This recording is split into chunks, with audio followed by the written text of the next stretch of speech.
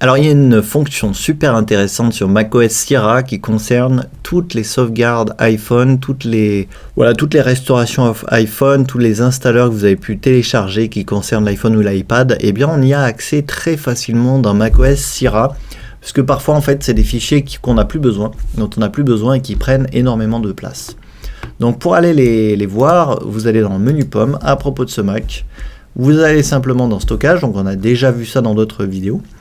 Vous allez cliquer sur Gérer, et ici on a Fichier iOS, et vous voyez que ça prend quand même 32 Go sur mon Mac. Alors qu'est-ce que c'est ces 32 Go? Eh bien par exemple c'est le dernier backup, la dernière sauvegarde de mon iPhone que j'ai fait, parce que j'ai fait une restauration de mon iPhone, donc j'avais besoin de faire une sauvegarde pour ça, avant, sur iTunes. Donc là j'en ai plus besoin, donc je peux tout à fait la supprimer comme ça. Voilà, et ça va me libérer 30 Go sur l'espace du disque dur. Ensuite, en dessous, on a les installeurs iOS. Donc là, j'ai téléchargé iOS parce que j'ai fait une restauration de l'iPhone pour pouvoir réinstaller iOS sur un iPhone vierge. Je l'ai déjà installé, donc là, j'en ai à nouveau plus besoin.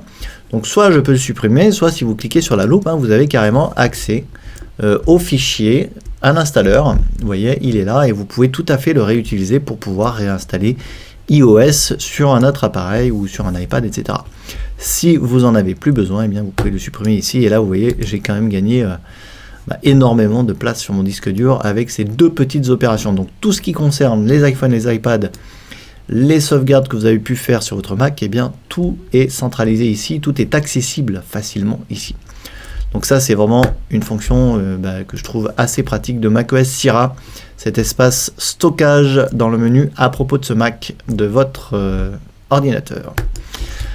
Si vous avez des questions, comme d'habitude, n'hésitez pas sous la vidéo, dans les commentaires. Moi, je vous dis à demain pour la prochaine astuce.